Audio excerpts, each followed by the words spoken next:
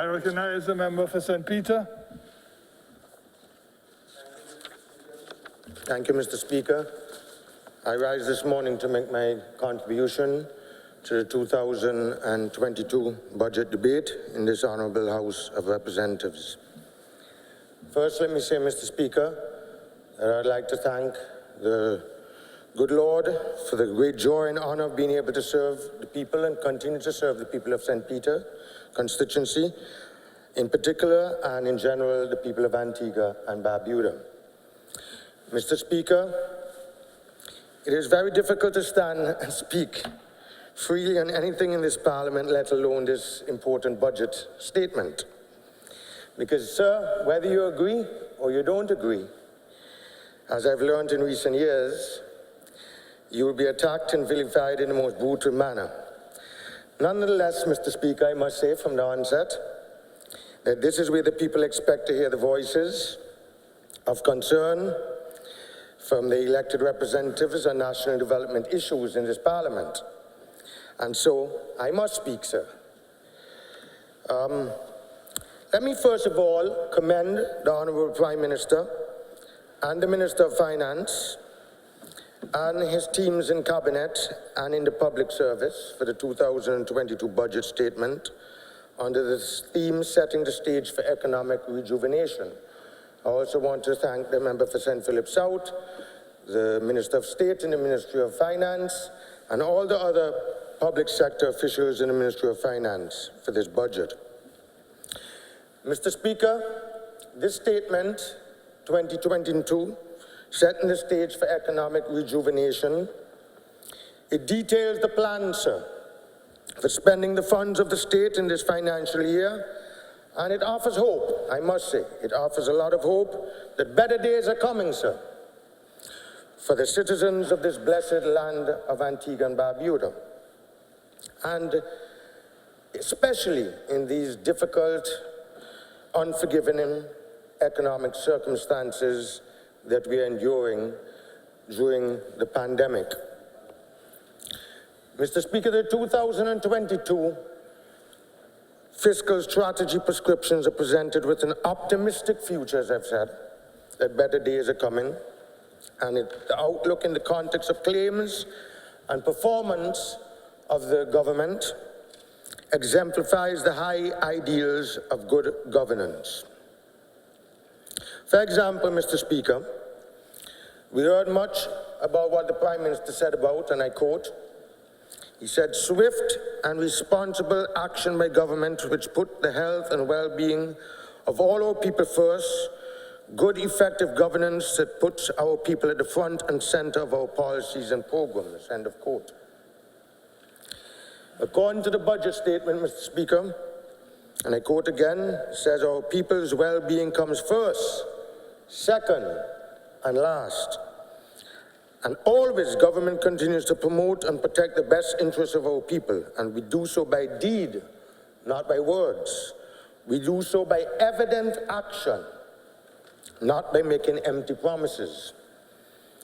The Prime Minister said that in the handling the affairs of Antigua and Barbuda in 2021, and I quote again, sir, solid leadership and sound direction. Just pause for one moment, Sure, sir. I'm not sure if you were present in the House when I had indicated that at this sitting of the budget, I was going to enforce the standing order with regard to the reading of speeches.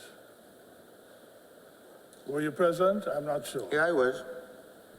And it seems to me you are reading your speech, and you haven't asked leave of the Speaker to read the speech. And that's one. And two, it's a mandatory. I know that this has gone on for a long time in the House. And I've decided that there are some people who have done it, and I have indicated that there should be no reading of speeches in the budget. So use your notes by all means. You can refer to, well, let me read the note, because, you know, I don't want anybody to say I'm picking on you, because I said this to everybody and I've enforced it. It's 3910. Have you got your rules? Have you got your standing orders with you? No, I don't, but I'm familiar with them. It comes under It comes under time and manner of speaking. It's 39, Standing Order 3910. And it says, a member shall not read his speech except with the leave of the speaker, but he may read extracts from books or papers in support of his argument and may refresh his memory by reference to written notes. For this purpose, he may use a computer or other electronic device, provided that such device does not, in the opinion of the chair, disturb the proceedings of the House. Now, the reason why I have dealt with this is I have known this rule all the time, but I have had persons in the general public who have drawn it to my attention that certain members are reading their entire speeches, and that it had been going on for even before I was Speaker. And I have been chided by those persons as to why I'm allowing this to happen. Now, I know you're an excellent debater, and so I know that there's no difficulty in your using your notes and debating, but I cannot permit you to read your speech. As a matter of fact, when you finish looking at that, let me read something from Erskine May. And by the way, I'll give you back your time. Now, Erskine May says, on page 430, on the 24th edition, a member is not permitted to read a speech. A member is not permitted to read a speech, but may make reference to notes. Similarly, a member may read extracts from documents, but such extracts and quotation should be reasonably short. The purpose of this rule is to maintain the cut and thrust of debate, which depends upon successive speakers meeting in their speeches to some extent the arguments of earlier speeches. Debate is more than a series of set speeches prepared beforehand without reference to each other. For the same reason, the speakers urge members to remain in their places after they have spoken and to return to the House for the concluding speeches of a debate. Actually, that final part that I read has been honored in the breach by a lot of the members. But I will deal with that. We will deal with that at another time. You have an extra 5 minutes, sir. Thank you, Mr. Speaker. Mr. Speaker, I've been in this honorable House since I was a senator, I think back in 1998 or 1999. So I'm an experienced debater. But forgive me, sir, I have to make one small correction. I was quoting from the... Speak into the mic. Sorry, forgive me, Mr. Speaker. What I was doing, before you stopped me to draw my attention to the standing order, was quoting 3 sections, 3 quotations from the Prime Minister's budget statement. And I said, and I quote, so it was not my speech I was reading. What you heard, sir, I quoted three sections of the Prime Minister's budget statement. And I said, and I quote, I even said end of quote, sir. But I will not read my speech, sir. Well, in the event that you feel you are not reading the speech, it doesn't matter. But it now matters that I have put you on notice and that you will not proceed to read the speech. Sure. But I can refer to my notes, though, sir. Pardon? I can refer to my notes. You can read and refer to notes as long as your quotations are reasonable and not unreasonably long. Thank you, I'm sir. the judge of that. Moving right along, sir. Thank you. So, Mr. Speaker, it is against this background of what the Honourable Prime Minister considers to be the visionary and the creative thinking that the government brings to the economic advancement of every single Antiguan and Barbudan, Mr. Speaker. It is against this background of what is presented in the 2022 budget statement, Mr. Speaker, that leadership that has advanced our country and improved the lives of every single Antiguan and Barbudan. You see, Mr. Speaker, I must address once again in this honorable House. It is very important, sir. And I'm going to start out dealing with this at the beginning of my presentation so that I do not lose any time, sir.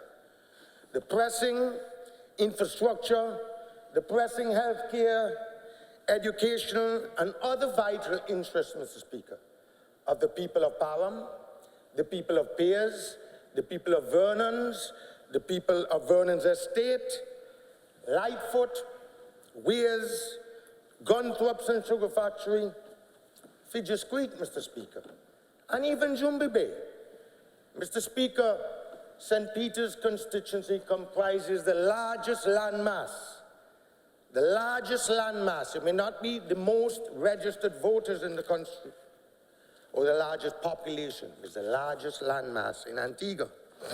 And these residential areas comprise St. Peter's constituency that I, sir, have been privileged. I have been honored to serve in this parliament as a member of the Antigua and Barbuda Labour Party since 2004.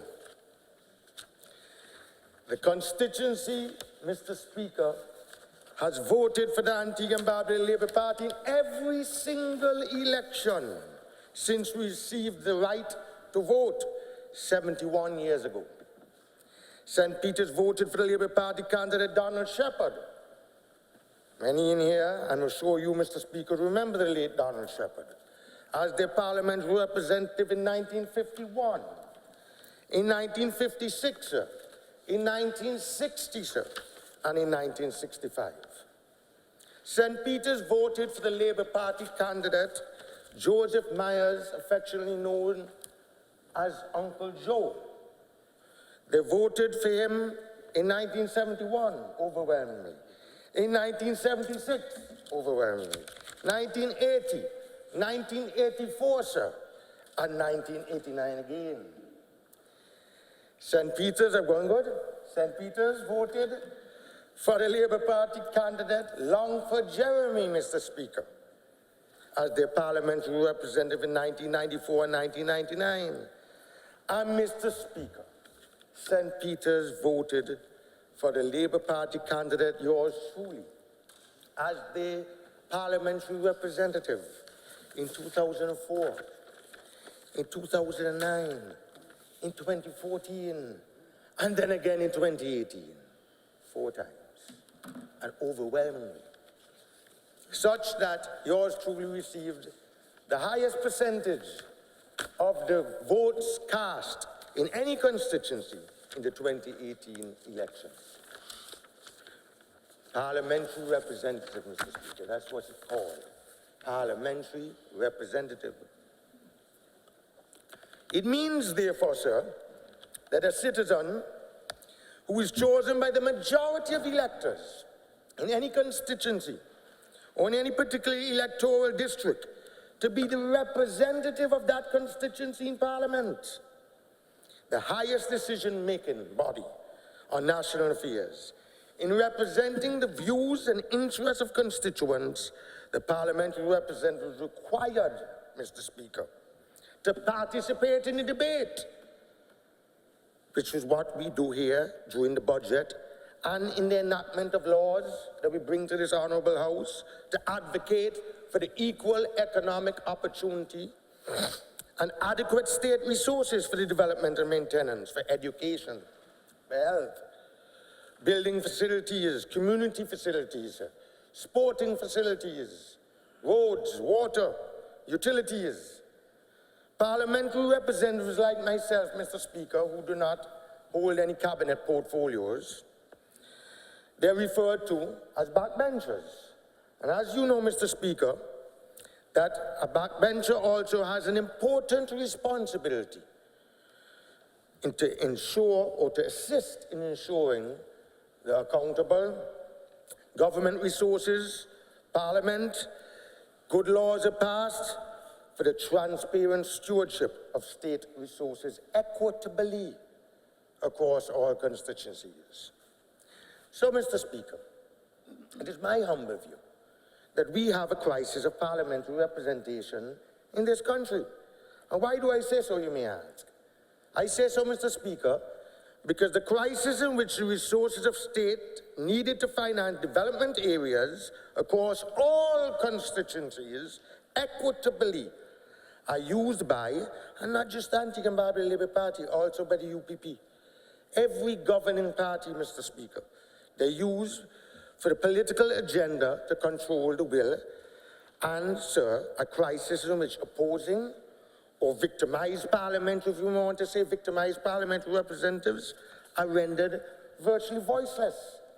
Voiceless in this honourable House and in the country, and their constituencies suffer the want of much needed government state resources, sir.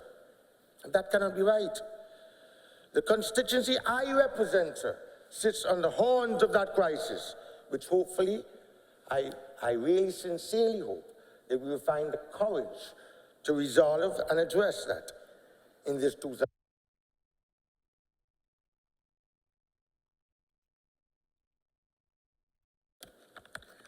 As we know, from all indications, the budget is looking more and more like an election year, and that the election is coming soon. Which means, sir, that the people of this country and the people within the 17 constituencies, 16 in Antigua and 1 in Barbuda, sometime within the next 12 or 13 months or so, will have the opportunity to re-elect or to change their representatives as they see fit. And you know, Mr. Speaker, we speak a lot about free and fair elections, but free and fair elections are critical to parliamentary democracy in any civilized country, which allows citizens, the parliamentary democracy allows citizens to determine who will represent them and who will be the recipient of the transfer of power to run the affairs of government by the people, for the people, Mr. Speaker. So, you know, if it's the campaign and it's election season, let the campaign start. But let it not be about worsening the crisis of parliamentary representation, sir.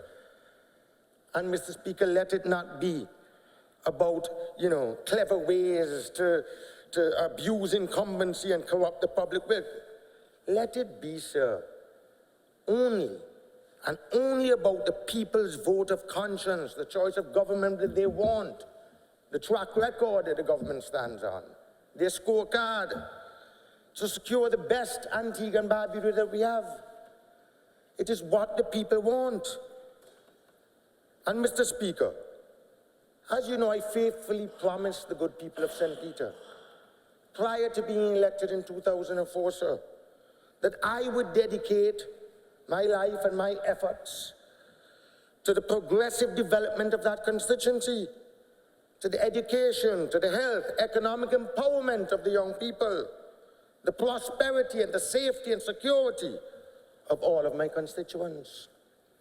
And it was my hope, sir, my honest hope, that faithful representation of the interests of the constituency would help to ensure a fair and equitable share of state resources, of the pie, to continue to improve the socio-economic lives of my constituents.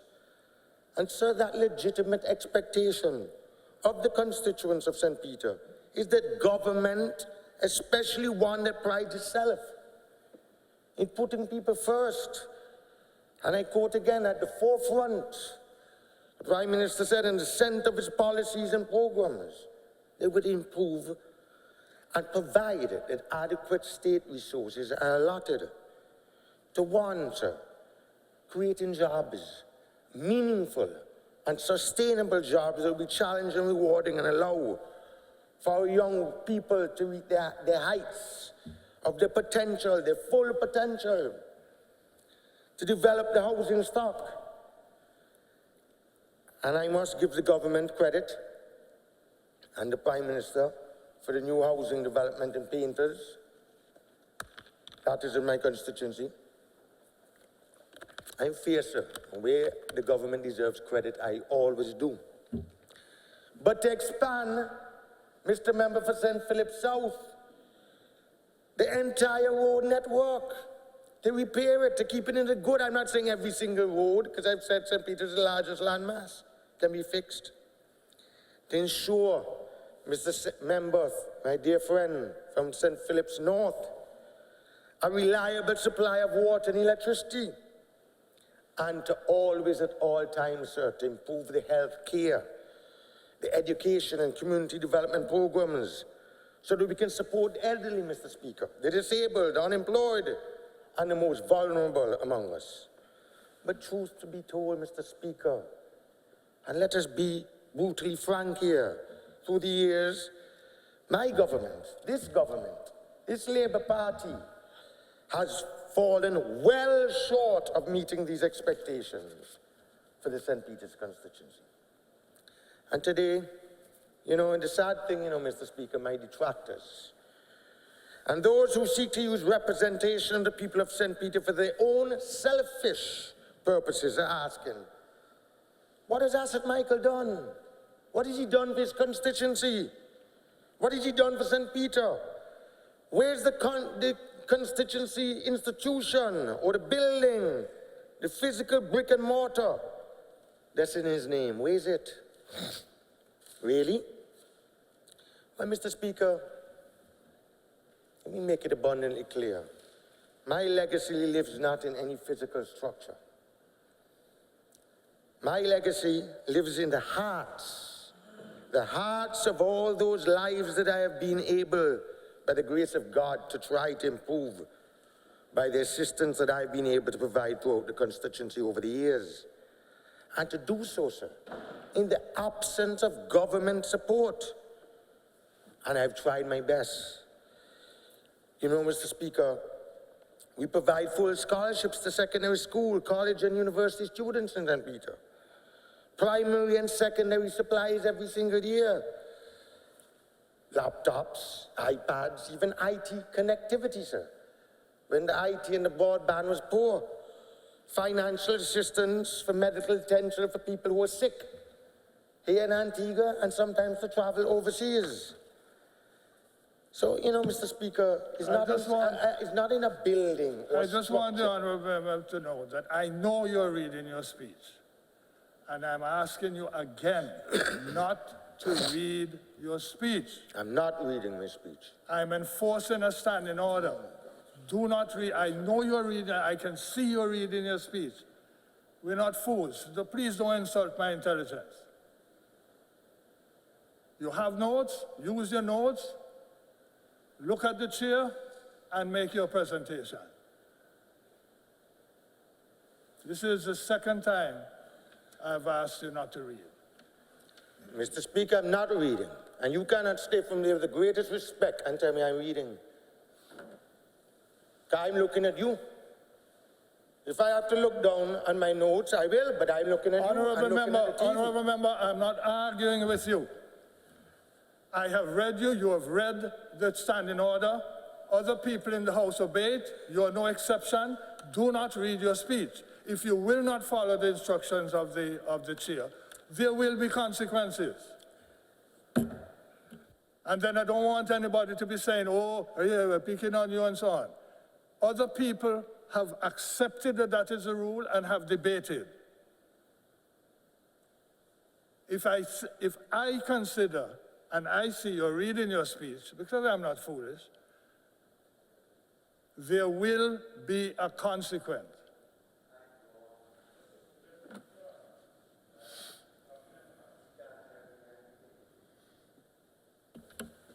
Let me just say this to you, Mr. Speaker, with the greatest respect again. I'm an experienced debater, longer in this House than you. Since I'm a senator, I don't need to read. I'm speaking from this heart. But if you want to pick on me, so be it, Mr. Speaker. I will continue. Okay? I sat in this honorable House and heard other members, and I'm not reading my speech. I repeat that again. But I heard even the member for St. Paul, the member for St. John Rural North, read chunks of their presentation. But let's move along. Mr. Speaker, I'm not going to, listen to me. I'm not going to allow you to lie. Oh my God. When the member that you referred to read the speech, I made the ruling that it was not to be done. I observe St. Paul, St. Paul read certain parts that included matters that and figures that he cannot have in his head. Otherwise, he debated. You're not debating. And my ruling is that you are reading your speech, and if you continue to do that, I'm not warning you again. And may I just inform you, because you don't have your rules with you. The rules on parliamentary procedure allows me, if you continue to read your speech, to ask you to take your seat. And I will not hesitate to do so if you continue to flout the rules of this parliament.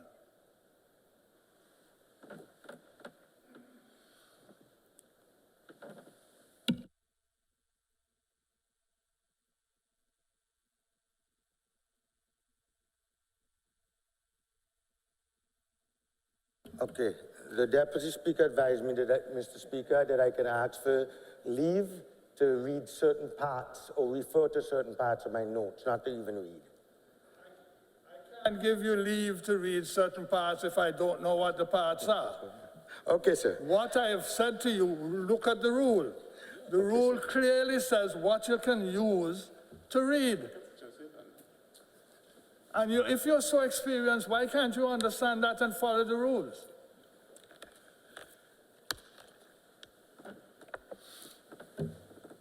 So I cannot have leave at all to read any excerpt or anything because you don't have knowledge of what I'm going to ask for leave. I respect that, Mr. Speaker. So, Mr. Speaker, moving right along, I hope I'll get back my time. Mr. Speaker. And by the way, I'm not giving you any more time on this. You have time for the first time I warned you. The second time is on your time. Continue. I don't think you want me to continue, Mr. Speaker. So I shall rest my case. I can continue, but I don't think you want me to speak. So you determine whether you want me to continue, sir.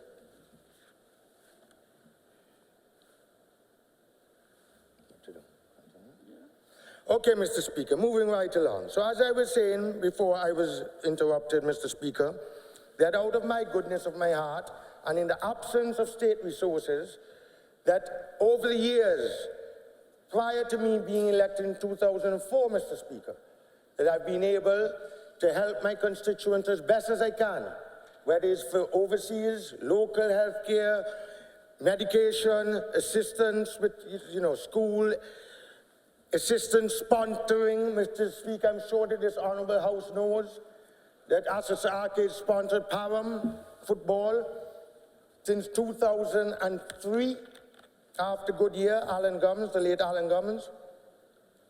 We even sponsored Hoppers, Honourable Member for Rural West, as you know, champion footwear. We have sponsored artists, musicians. I've tried my best, Mr. Speaker, to help young business people in terms of cash grants for starting up small businesses. And of course, our annual Christmas cheer that we have been bringing to the constituency every single year and to every single household, whether you're UPP or you're ALP. It doesn't make a difference for us at Michael.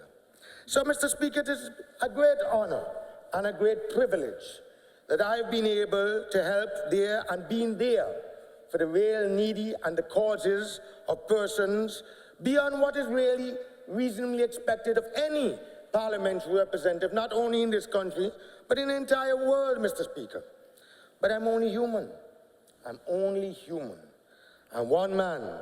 And there's so much that I can do, Asot Michael, which I will never, ever replace what the government is duty-bound to do with this state resources. So my vision has always been, Mr. Speaker, about the economic transformation of the constituency of St. Peter's, capable of generating real, tangible, economic and socio-economic opportunities for the people, for their families, to improve the quality and standard of their lives. And that, Mr. Speaker, was the foundation of the St. Peter's Trust, which we had set up, which was a non-political, non-for-profit organization through which, Mr. Speaker, would have transformed the beautiful town of Parham, the first town in Antigua and Barbuda. And the plan was twofold.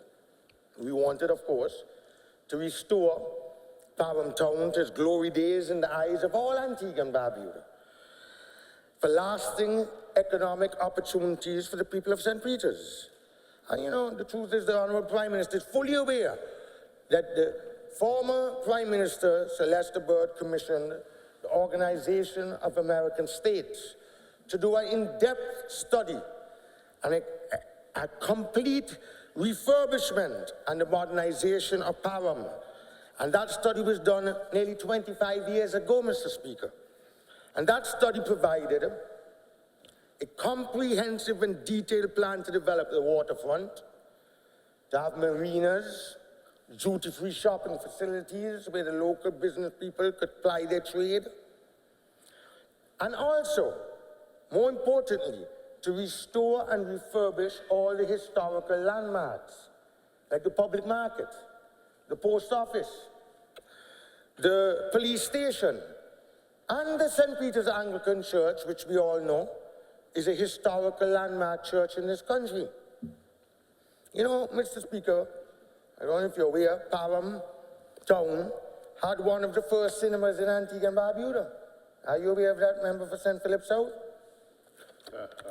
Okay, you should, okay, you're born there. So, Mr. Speaker, we have been sitting on this national responsibility to develop a first-class tourist attraction, not just for the St. Peter's constituency. Of course, it will benefit the residents and their community, but for the whole of Antigua and Barbuda. Just like the member for St. Paul has Nelson's Dockyard and English Harbour and Falmouth and is a whole tourist attraction, Sailing Week. We could have done something similar in St. Peter's and in Parham. And the truth is that we spend hundreds of millions of dollars every single year, Mr. Speaker, in different public sector investment projects. And the amount budgeted for this year alone is $181 million. And more than 25 years has elapsed. More than 25 years has passed since Celeste commissioned this study. And absolutely not a drum has been heard. Nothing, nada, nada. And all we need is at least a minimum of 10 million EC dollars, Mr. Weston, my dear teacher, to start this project. I'm not saying $10 million will allow you to complete the project, but at least start it. And I'm sure that we can also try and apply for concessionary fund financing from friendly governments and multilateral institutions. So, you know, Mr. Speaker, as I've said just a while ago, in this constituency, we help ourselves as much as we can, because we have no other choice, even in the abundance of government development assistance. We are on our own, unlike other constituencies.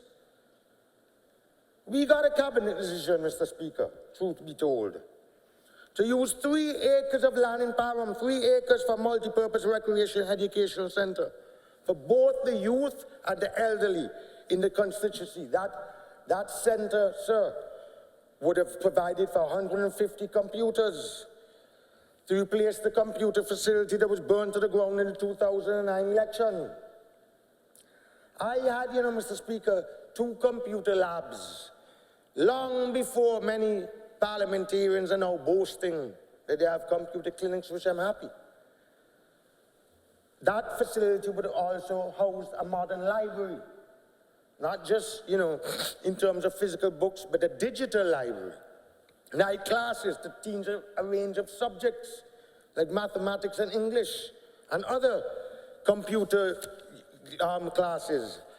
That facility would have also housed a daycare center and a senior citizens recreational center where the elderly could go and have a hot lunch and all to, you know, play some dominoes and cards or whatever games that they want and chat to each another and have some camaraderie with the elderly in the constituency.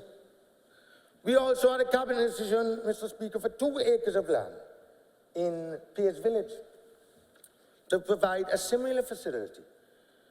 Both of them would have been privately funded, not by the government. Let me make that clear.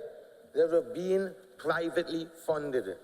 The land in Parham It was supposed to be transferred to the St. Peter's Trust, not to Asot Michael, not in my name, for the people of St. Peter.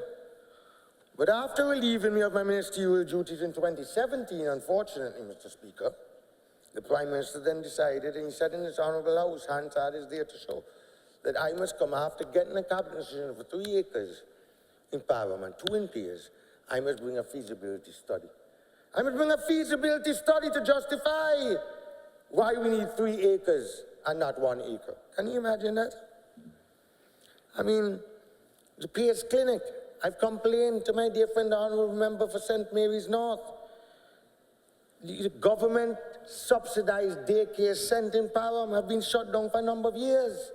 Thank God now we got the new clinic in St. Philip's North, and I sincerely hope that the people in Peers will be able to utilize that clinic also, which I'm sure they will.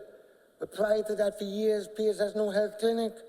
The one in Parham is such in a decrepit, run-down state, to the point that I'm making the constituency badly in need of facilities, not just health care. The Peers Secondary School needs to be painted, the windows are broken, and the Board of Education fixes schools all over the country. And the headmistress has to ask me if I will donate the paint to spruce up the Peers Secondary School. How can I be right? Excuse me. So, Mr. Speaker, the point I want to make clear, when people say, I have done nothing for St. Peter's, from 2004 to 2014, I watched the overall neglect of St. Peter's constituency under the hands of the UPP government. My people were the first to be sent home from the Port Authority by the then member for St. Philip South, when he was Minister of Public Works and in charge of the port. And in 2011 budget debate, Mr. Speaker, back in 2011, 11 years ago in this Honourable House, I complained that St. Peter's has become the most decrepit, ramshackle, run-down constituency in Antigua and Barbuda. With no public assistance, the public infrastructure was in total disrepair, and vital community services, Mr. Speaker, like the clinics, like the basketball court, like the football field, were not lit properly. The grass was not cut. Hungry goats were all over the football field. The Peers football field have never been, they dug it up on the UPP, they never fixed it back. We still don't have a basketball court in Peers. The bathrooms were not even working in Parham. And every single month, I had to spend back then, 11 years ago, $1,700 a month to cut the field. Because the Ministry of Sports then, Mr. Speaker, refused. They refused to cut the football field. Even the lights on the basketball court, they refused to replace. And it was then 11 years ago, and it's still so today. In fact, 11 years ago, CBH would not even clean and disinfect the gutters throughout the constituency on the UPP. There was no basic equipment. The health clinics and the daycare center was not getting any assistance from the government, Mr. Speaker. And I complained in this Honourable House 11 years ago. And today, I complain again, against the crass victimization. You're not spiting us at Michael. You're not spiting me in terms of the roads or the facilities or the sporting facilities or the schools or anything. And I complained that such crass victimization of a community of all of the people because of their political preference to continue to elect me overwhelmingly has no place in a democracy, absolutely none. And we said, we have a Christian duty to stop that, and stop it now. It's not right. Even when the Labour Party was in government for years, and the member for St. John's Rural West was the Honourable Baldwin Spencer, we spited the people at Grace Farm and Green Bay. And it's wrong. It's not right. That should not be our culture. That's not a Christian thing to do. In every single 16 constituencies and in Barbuda, people pay their fair share of taxes. So what is so different in St. Peter's that we cannot get no infrastructure? People have to pay property tax. They have to pay utilities, electricity, water, internet. They have to pay inland revenue. They have to pay the insurance, the vehicles, the shocks, the front end, everything. And that's spite of me. I have a fairly good road going down to Dry Hill. If I get sick tomorrow, I can go to Dr. John or Mount St. John or fly out to Mayo Clinic. The people pay their fair share of taxes like every other Antiguan and Barbudan. But the sad part about it, that was on the UPP 11 years ago. In 2014 now, what happens? The Antigua and Barbuda Labour Party comes into office. Nothing changed. Not a thing. Guess why? Because the Honourable Prime Minister took the position that since your humble servant, the Parliamentary representative Asot Michael, enjoyed such strong support, and he thought that I'm unbeatable in the constituency, that state resources for the dear people of St. Peter's should not be utilized. It should go in other constituencies, I was told. Give a chance to the other young ones who just came, the marginal seats to help them. Your time will come. Have patience. And we were patient. We were patient. But how much more patience? And the truth is, being a selfless Labour Party man, I waited patiently. I'm a comrade, was not greedy, and wanted to give the other new candidates who had won their seats for the first time a fair chance to get infrastructure. Although my constituency was neglected for 2004 to 2014 under the UPP. So, before the last election now, in 2018, what was I told by the Prime Minister? I was a broken-hearted parliamentarian. That's all I would say. A broken-hearted parliamentarian. And I reflected, Mr. Speaker, with great sadness and tribulation on the appalling treatment of my constituents by my sitting Antigua and Barbuda Labour Party government. I could not believe it. I could not. So what I had to do, I had to then dig back into the financial resources of my family. I decided that something had to be done. So I engaged every single heavy-duty equipment operator in this country. All of them. Echo, Marvin, Edwards, Langford Jeremy, Willie D, all, including the heavy-duty equipment operator, the new Prime Minister Gaston Brown's hopeful prodigal, my prodigal brother, I should say, Warden Turner, second. Even him. And what we did, Mr. Speaker, at a cost of over easy $1.5 million, we had to clear Cassie Tree, cut down people's bushes because they didn't feel safe. The whole place was like a jungle. We had to grade down roads, clean out ponds, buy Arlene, purchase Arlene from my own pocket and grade government roads prior to 2018 election. I had to purchase street lights. Look at the member for St. Philip's North, they can ask him. And bring street lights into this country to put on APUL lampposts. How could that be right? How could it be right? Had to repair and fix the sugar factory cricket ground. And the fence that UPP paid $800,000 in Parliament football field and it fell down. Mr. Speaker, the Antigua and Barbuda Labour Party, of which I am a proud member, became the government again in 2018. And the pattern of neglect, disrespect, contempt, and abandonment, because that's what I term it, abandonment of the St. Peter's constituency continued under my own party. A constituency that has, as I said earlier, the largest landmass in this country.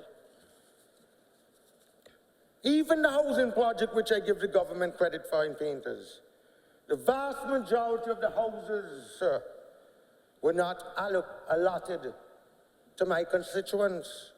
The lion's share of those houses benefited persons from other constituencies. And don't get me wrong, I'm not saying that all 73 houses should be constituents of St. Peter's. But I would imagine that if the housing project is in my constituency, that the lion's share, more than half, should go to the people of St. Peter's. But that was not so. There are over 400 recommendation letters sitting down at Chopper in the Ministry of Lands, sent by me, of people who can afford the deposit, who can afford to make the monthly payments to Chopper. And this is prior to 2014 election, and again prior to 2018. And how much pieces? They cut up 57 pieces up in Lindsay's, 57 nice parcels. And to give credit again, I must commend the chairman of the board of Chopper, Mr. Mark Richards. He's a good young man and a fair person. He brought the plan to me. He said, Mr. Representative, you're the parliamentary representative. You should have first priority. And these are the 57 plots. Get your letters, get your people who can afford, send them down. And my people will take them on the site and show them the land. But then at the end of the day, his hands were tied. He tried his best. We got maybe 25 out of the 57, and the others came from other constituencies. He's a good young man, very intelligent. Pardon me? No, not Maria. Absolutely not. Mr. Speaker, I am saying to this country that the long, frustrating wait that my people has been patient. And every single time state lands are made available for the sale in St. Peter's, the lion's share always goes to other people, other than my constituents, and that cannot be right. The leadership of the party claims in its budget that it benefits from learning the lessons of history. But right before our eyes, it is presiding over the same budget and abandonment of the constituency. This is nothing new, you know. Uncle Joe, the late Joseph Myers, was treated so. He was treated so by VC Birth 40 years ago. 40 years ago! So I'm sure he's turning in his grave. I mean, come on. The Labour parties have said St. Peter's gave the Antigua and Barbuda Labour Party candidates decisive mandates over the last 7 decades. 7 decades. The St. Peter's, lest we forget, the St. Peter's delegates on 2 occasions voted for the Honourable Prime Minister in the Antigua and Barbuda Labour Party convention. Both. When many in this house was not with him, St. Peter's was with him, and firmly with him. And today, that same Antigua and Barbuda Labour Party leader wants to violate, disregard the Antigua and Barbuda Labour Party constitution and to dictate to the people of St. Peter who the ABLP candidate should be at the next election or should not be. Well, I say, only the people of St. Peter, only them can decide. Because as I've said, what makes the constituents of St. Peter so different than any other Antigua and Barbuda in this country? They're not citizens. They're not residents. What justifies the discrimination against them?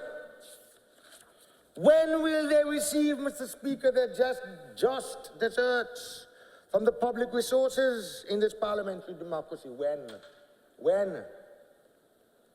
I have listened with interest over the years as my Labour Party colleagues reeled off infrastructure, healthcare, social service improvements, even marinas in their constituency, amazing roadworks paved with concrete. For example, in St. John's City West, St. John's Rural East, St. John's Wool North. What happened? What happened to St. Peter's? I have no problem with my colleagues getting good infrastructure. I'm happy for them. But give us a little bit. Give us a little bit. And you are Parliament, honorable member for St. Philip South. Your neighbor Springberry in Parham.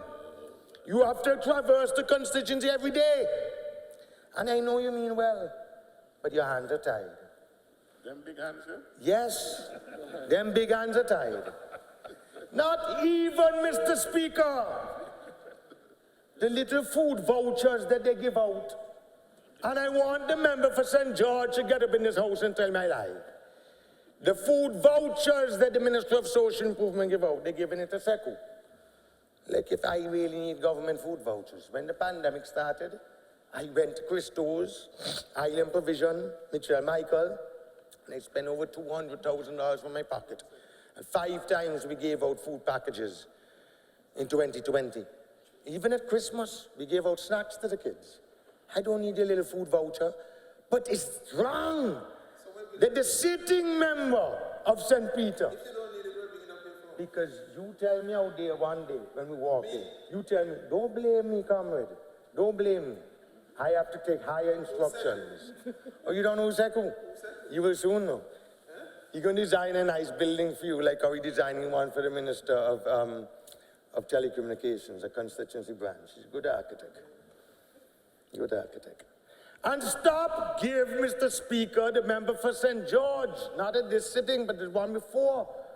You say, well, we illegally transferring people from St. George up into St. Peter. But bring the list. And there is a process for claims and objections. Why you don't object to one? Why haven't you objected to one? I don't live in St. Peter. You're not going to vote for me? Okay. Let's see. The people love me and I love them. We enjoy a special bond of love. Understand that. To be a politician, you got to care and have a big heart. You got to go out and traverse the constituency, not just at election time, and show love. Love. Pure love. One love man in here, Like the AG. Like the honorable member for St. John's City South. Member for St. George. But I have lived, Mr. Speaker, I'm saying, what's that? The lives of the people of St. Peter constituency matter, sir. They matter. They're sons and daughters of this fair state of Antigua and Barbuda. They pay taxes, as you have said, like everyone else. They deserve their fair share of the national pie, just like our brothers and sisters and comrades in other constituencies. Come on. It's not fair, not because their representative can afford to go into his pocket and his family resources, that I must do and spend what government is supposed to do and utilize those state resources. It's not right. And I'm sure you'll agree with me, Mr. Speaker, that, you ran in 1976, I think. 71, sorry, in Woolies. 76. You ran in 76, but Lester came and gave him a big beating. But in 71, he was the representative. I'm sure Mr. Speaker didn't have to go in his pocket and buy street lights and fix government road and clear down costly trees. I am saying that MP Asot Michael has spent more money than any other member of parliament in the history of Antigua and Barbuda out of his own pocket. And it's not right. We have been patient. We have meekly waited. We have murmured not. It seems regardless of which government is office. The UPP victimized us for 10 long years. And then the Labour Party come and more victimization again. How much more are we expected to take? Injustice is injustice. And the people of St. Peter deserves a lot better than they've been forced to endure over the years. No, they've been taken for granted by the party, now in government. the Antigua and Barbuda Labour Party, my government, that they have faithfully supported for 7 decades. It's not right, it's not fair. How much time they're going to come to this honorable house and repeat the same thing ad nauseum? It makes a complete mockery of representation and parliamentary representation. Complete mockery. And I just want to tell the people of St. Peter, the people of Antigua, my detractors, the member for St. George, as I just told you, I share a special bond with the people of St. Peter's. And they have noted with deep regret the high-handed, the undemocratic, the crass victimization that have been meted out to them over the years by the leadership of the Antigua and Barbuda Labour Party to replace me as the parliamentary representative, but that will not happen. So you wheel and come again. You worry about Serpent up by St. George. Don't worry about me. Don't worry about me. It's nearly 80% of the vote I get. You may get a lot of votes, but not the high percentage.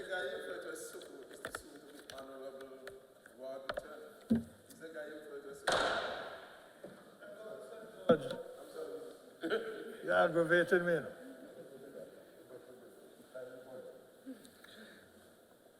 Do not interrupt the speaker, the debater. But I want to say, Mr. Speaker, in my house-to-house engagements over the past 6 months or so, Mr. Speaker, my people have empathized with me. They've prayed with me, a lot of them. They've encouraged me to keep the faith, Asot. Stand in the best interest for your people, your constituency, and for your country that you love. Don't let nobody warn you. They know what is right, Mr. Speaker. They know what is wrong. They know what is evil. And they know that Asot cares for all the people. And they know my sincerity, the pureness of my heart, the commitment to their well-being, their progress, their happiness. When they are happy, I'm happy. When they're sad, I'm sad.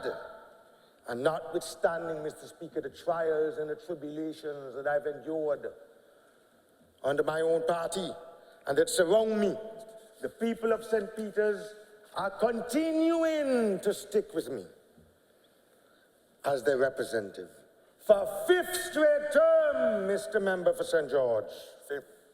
Fifth straight term. And by the grace of God, I will. Mr. Speaker, the Antigua and Barbuda Labour Party Constitution provides that it's the constituency branch shall be responsible for the election of a candidate for general elections whenever it becomes necessary. And if there's more than one candidate, they must organize a primary. Then you and me have to go in a primary. All right. That's what the Constitution says, so let them come. Let them come. All I would say, that no one individual or no group of individuals, Mr. Speaker, is going to subvert the will of the constituency for their own selfish purposes. It's not going to happen. And as a Christian of conscience, I say to my comrades of labor in this honorable house, please listen, as I've done to the voice of the people. And the voice of people is the voice of God. I came in peace. I serve in peace, Mr. Speaker.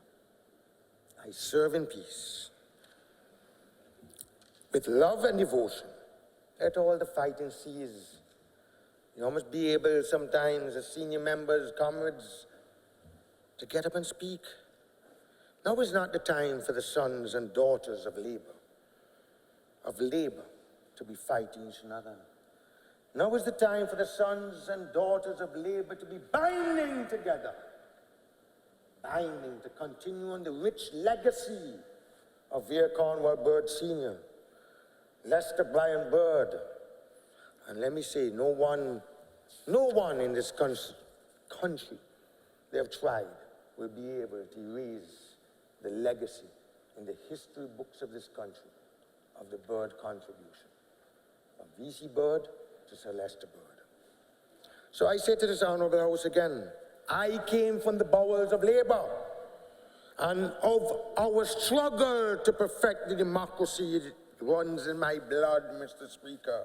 It is in my DNA. Just like your father, the union of my grandfather, the late Asot Patrick Michael, and the Antigua and Barbuda Labour Party runs deep. In the dark days between 1971 to 76, my late father went in line from down by the West Bus Station up by Police Station, both sides of Market Street with red cloth, going out, Hugh Marshall Sr. is still alive.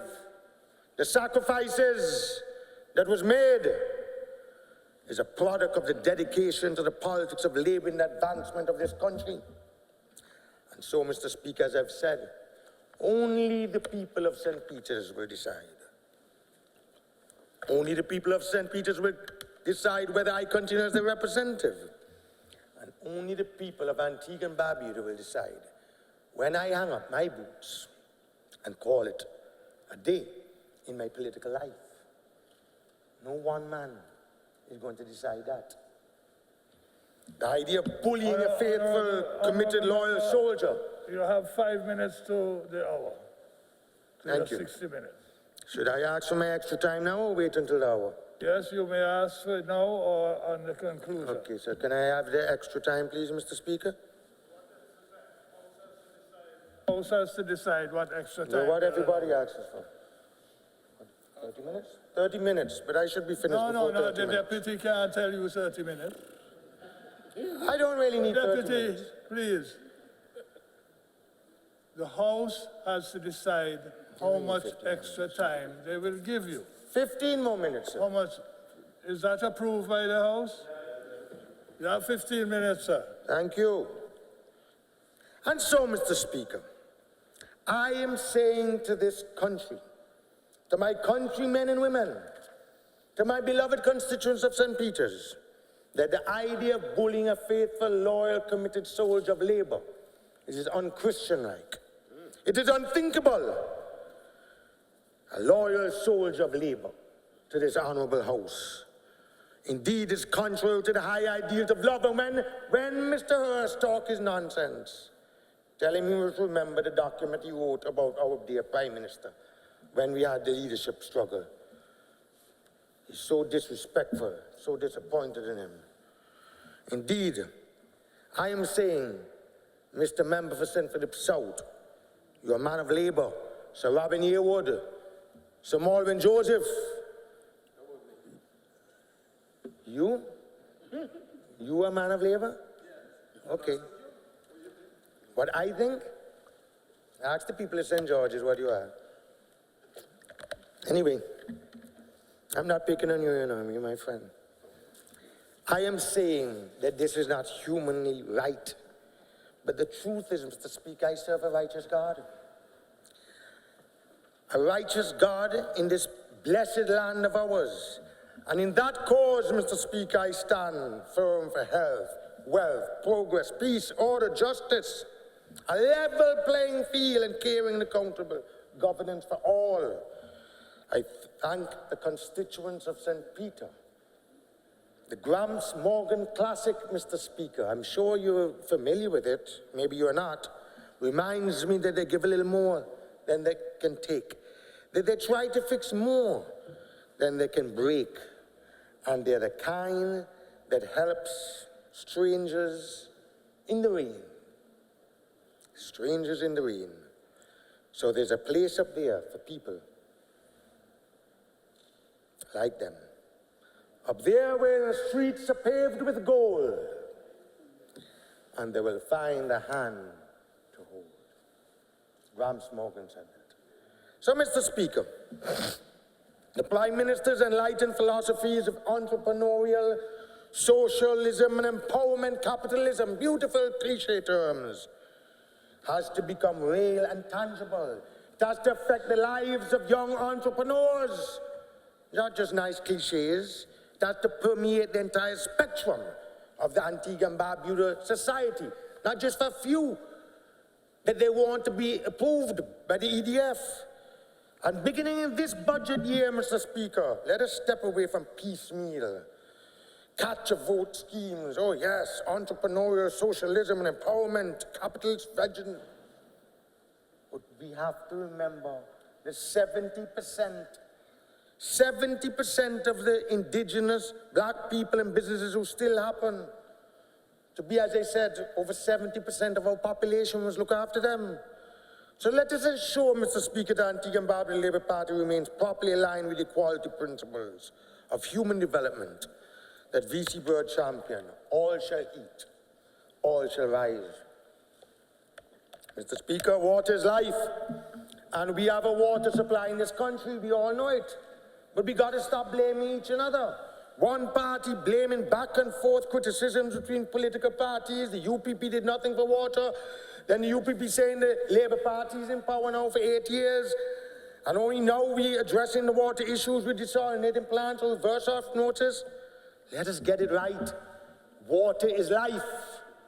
It's life. Anyway, there's a remedial plan I saw in this budget statement. I guess the money will be approved. The reverse osmosis plants are ordered, and it's workable. It is workable. Mr. Speaker, the budget statement now features numerous claims that this government is a standout practitioner of good governance. And I have no difficulty with that. But I'm saying, Mr. Speaker, that good governance is not a series of flowery, beautiful words alone, of self-praise in a budget statement. It is not publicly crucifying with hate speeches neither, in the vilest and most offensive language. That's not what a good budget and good government policy is about. It is not ensuring, Mr. Speaker, that those who exercise the right to protest for rights do not progress in their country. And it is not bullying others neither. To accept your way or take the highway. That's not statesmanlike. It is not tear-gassing innocent people who protest for the right to decide whether they want to be vaccinated or not. And it is not ridiculing other heads of government and disrespecting other heads of government, your colleague heads of government. That's not what it's about. That's not what good governance is about. It's not just about what Antigua and Barbuda leader wants. It can't be right. Good governance is also about respect for others' rights, for human rights, honest conduct of public affairs, and transparent and accountable government. The management of public resources, Mr. Speaker, in a manner that's essentially free of abuse, and respect for our constitutional rights. That is what good governance is about also. That is what good governance is about. What are you saying? Oh, my prodigal brother, welcome. So finally, Mr. Speaker, irrational exuberance sometimes, lead us down the wrong road.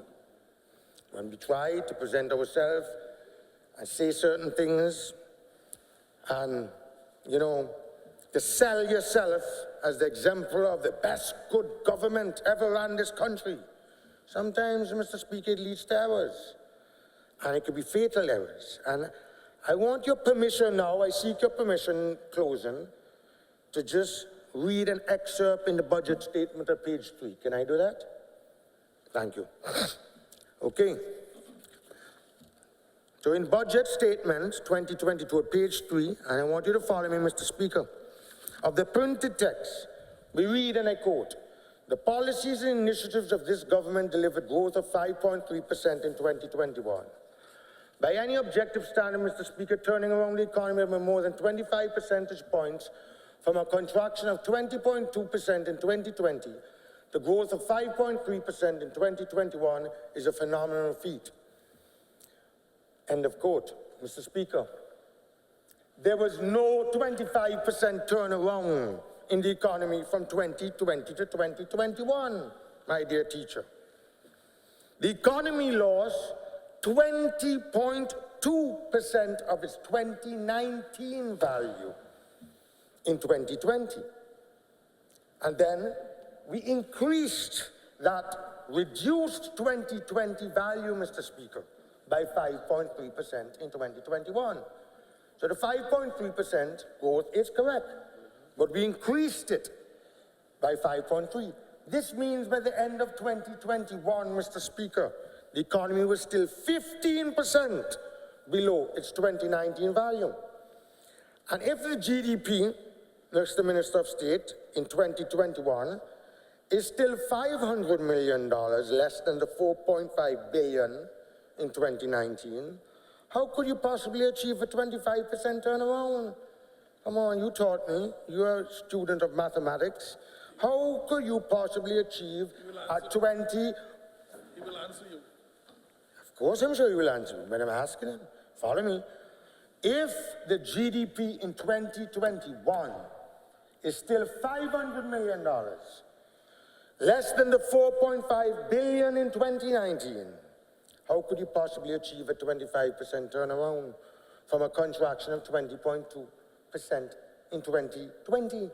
The figures don't add up. So yet, this reality is what the budget statement uses to tell this honourable House about true competence, astute management of scarce resources with integrity and skill in the best interest of the people and always delivering on its promises. We have empty promises, the budget statement says the Prime Minister, deceitful statements, he said, and tax numbers that do not add up to others who promised in the past and did not deliver. End of quote. That's what the Prime Minister said. But all I'm saying, get the numbers right. Because if the numbers don't lie, and if you try to misinterpret or misrepresent your own numbers, that is not good, Mr. Speaker. Not good, because people will then say, and the naysayers and detractors, you're trying to pull wool over unsuspecting public and trying to fool people. All I'm saying, the Prime Minister ought to correct that when he gets up, or the Honourable Minister of State for Finance. I'm not disputing that we did not have a 5.3% growth. What I'm saying is that you did not turn around the economy by 25%.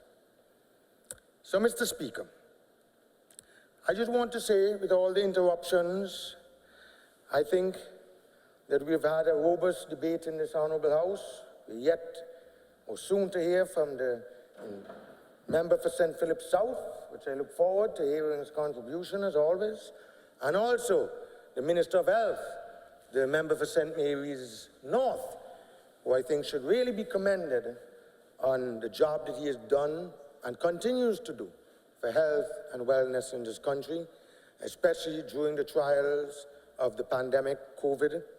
So I must take my hats off to the Honourable Member for St. Mary's North, Sir Morgan Joseph. And I know you have been doing an excellent job, Mr. Member for St. Philip South, but please don't let your big hands be tied. Untie them. You're a power man. Help us. I know you love the people of St. Peter's, not just power. Help us. So, Mr. Speaker, with your permission, I would like to close with the words of a favorite song of Christians around the world. With your permission, and I close. In Christ alone my hope is found. He's my light, my strength, my song. This cornerstone, this solid ground, firm through the fiercest drought and storm. What heights of love, what depths of peace, when fears are stilled, when striving ceases. My comforter, my all in all, here in the love of Christ I stand. No guilt in life, no fear in death. This is the power of Christ in me. From life's first cry to final breath, Jesus commands my destiny. No power of hell, no scheme of man can ever pluck me from his hand till he returns or calls me home. Here in the power of Christ I stand. Mr. Speaker, I thank you, sir. God bless you, Mr. Speaker, and God bless the wonderful people of this country. Thank you, sir.